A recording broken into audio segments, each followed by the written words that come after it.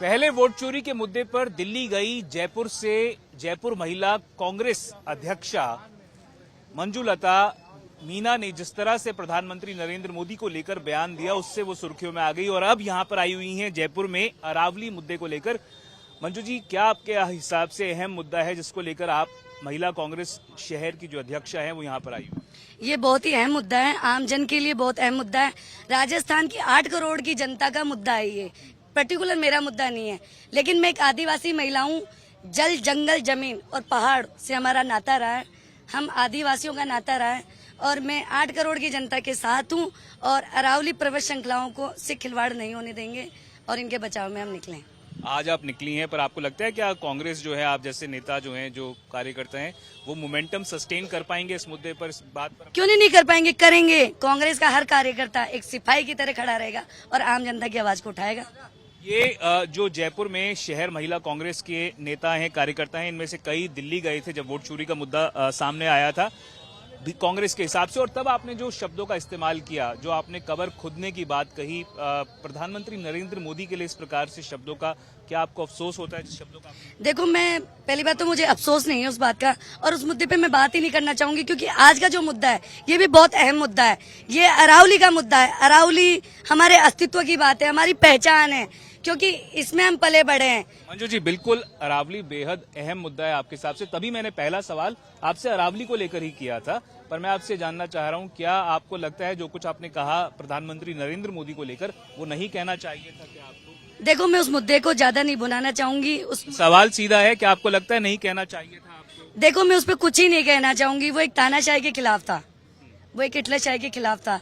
वो जनता की आवाज, जो जनता, पीढ़ी जनता, उसकी आवाज थी। वो जिस तरह से बीजेपी के नेताओं ने इस मुद्दे को लेकर संसद में आवाज उठा डाली, पार्लियामेंट में, क्या आपको लगता है उसकी वजह से आप थोड़ा सा विचलित हुई हैं क्या?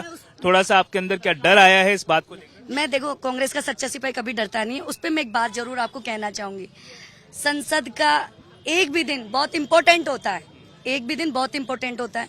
संसद चलती है आम जनता की बात को रखने के, मतलब वेस्ट नहीं करना चाहिए संसद का टाइम। पर सवाल ये है कि क्या नेताओं को अपने शब्दों पर, मैं वही कहना चाहूंगी, मर्यादित भाषा का, मैं वही कहना चाहूंगी। जो केंद्रीय मंत्री हैं, जेपी नड्डा जी राष्ट्रीय अध्यक्ष हैं बीजेपी के, अब नहीं है। अब, हाँ थे, सॉरी, मैं अपने शब्द वापस लेना चाहूंगी, थे, अब नहीं है। उनको संसद में आम जनता के लिए चुना गया, आम जनता की बातों को रखने के लिए चुना गया। उन्होंने दिल्ली के पोल्यूशन पे बात नहीं की और एक दिन जनता का, जो 140 करोड़ की जो आबादी है, उसके टैक्स से संसद चलती है, उसकी बात आवाज ना उठाकर उन्होंने अपने पैरों पर कुल्हाड़ी मारी है बीजेपी ने।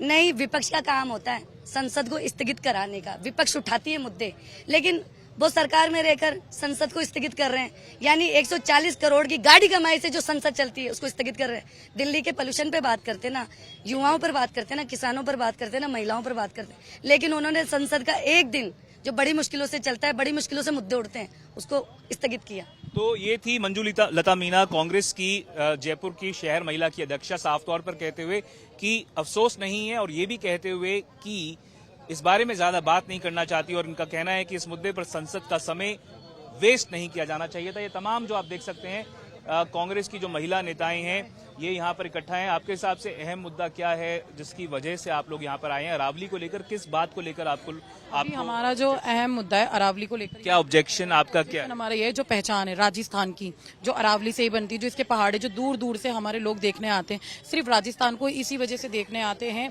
कि यहाँ के जो पहाड़ हैं, और इससे नुकसान भी बहुत होगा। आपको पता है जो ये अभी डिसीजन लिया गया अरावली को हटाने का, इससे नुकसान ये है कि हमारे जो अरावली को हटाने का फैसला नहीं लिया गया, जो 100 मीटर का वो तय किया गया है कि 100 मीटर से जो ऊपर का हिस्सा है उसको अरावली से, उन्हीं से हमें कितने फायदे हैं। जो 100 मीटर से ऊपर की जो पहाड़ियां, फायदे हैं आपके? हमारे हिसाब से पहाड़ियां जल को रोके रखता है। इसके अलावा हवाएं जो जिसमें जहर घुलती हैं, जो प्रदूषण होता है, उनको रोके रखता है। काफी ऐसी चीजें जो पहाड़ियां उनको रोके रखती हैं। अब उनको सीधा सामना हमसे करना पड़ेगा, जो यहाँ की युवा हैं, जो यहाँ के लोग हैं, मतलब हमें जहर गुम मिलेगा अब हमारी हवाओं के अंदर अगर ये अरावली। आप क्या चाहती हैं? आपके हिसाब से क्या कोई कमेटी बननी चाहिए, क्या होना चाहिए? हमारे हिसाब से तो बहुत कुछ होना चाहिए, लेकिन वो हो नहीं रहा है। जैसे आप देख रहे हैं, हम बार बार हर चीज़ों के मुद्दे उठाते हैं, जो भी ये डिसीजन लेते हैं, और ऐसा नहीं, आपने जैसे अभी बोला कि ऐसा अभी हुआ नहीं है, ऐसा बोला गया ये होगा नहीं, लेकिन सब होगा। जैसे कि 100 मीटर से ऊपर के हिस्से की बात है। बिल्कुल 100 मीटर से ऊपर की बात करिए उन्होंने। 100 मीटर से जो नीचे आ रहे हैं ना, 90 के जो बीच में है, 90 और 100 के, उसको भी अरावली ही माना गया है। तो ये आप देख सकते हैं कांग्रेस के जो नेता है, आप भी कांग्रेस से हैं? क्या मुद्दा है अरावली को लेकर? आप अरावली बचाओ, देश बचाओ, बस हम लोग यही कहना चाहते हैं। जनता जो उतरी है देश में। सुप्रीम कोर्ट का वर्डिक्ट आया है, वो पढ़ा है आपने, देखा है क्या? जी देखा है मैंने। क्या है वो वर्डिक्ट? मुझे बचाना है, अरावली अपनी बचाना है, ये रागिस्तान बचने से बचाना है। पूछ रहा हूँ सुप्रीम कोर्ट का वर्डिक्ट क्या है, फैसला क्या है, क्या रूलिंग है उस मामले में? हम तो बस यही कहना चाहेंगे, उतरेंगे रोड पे, हम महिलाएं उतरेंगे और काम करेंगे, अपनी अरावली बचाएंगे, रेगिस्तान बनने से बचाएंगे उसको। आपका क्या नाम है? मेरा नाम खुशबू कुमारी है। खुशबू जी, आप बताएं अरावली को लेकर क्या मुद्दा है जिसको आप लोग यहाँ? सर, अरावली का मेन मुद्दा यही है कि उसे हमें सेव करना चाहिए। जो अरावली हमें संयम देना सिखाई थी, आज उसके लिए हम कुछ नहीं करेंगे तो ये हमारे जीवन को, जिस तरीका कोरोना में लोग ऑक्सीजन सिलेंडर के लिए उनकी खोज के लिए तड़प रहे थे, उनकी वजह से, ऑक्सीजन की वजह से कितने लोगों की जाने गई, आज वो अरावली हमें इतनी ऑक्सीजन देती है, पूरे राजस्थान को इतनी ऑक्सीजन देती है, तो उन्हें सेव करना मेरी सबसे पहली प्रायोरिटी है। जो अरावली हिल रेंजेस या पर्वतमाला है, उसकी वजह से माना जाता है कि राजस्थान में एक तरह से इकोलॉजिकल बैलेंस के लोगों का कहना है वो मेंटेन हुआ है। और अगर जिस प्रकार की रूलिंग आई है, जो लोग विरोध कर रहे हैं, उनका यह मानना है कि न केवल राजस्थान में पर दिल्ली, हरियाणा, जो कई सटे हुए राज्य हैं, उन पर दुष्प्रभाव पड़ सकता है, इकोलॉजिकल बैलेंस बिगड़ सकता है। और एक बड़ा हिस्सा अरावली का 100 मीटर से नीचे का आता है, और अगर उस पर खनन, उस पर अगर एक्टिविटीज जो हैं वो व्यापक स्तर पर अलाउ कर दी जाती हैं, तो उससे की वजह से काफी ज्यादा दुष्परिणाम वायु पर, वातावरण पर पड़ सकता है। कैमरा पर्सन मनीष के साथ देवंकुर वधावन, जयपुर आज तक।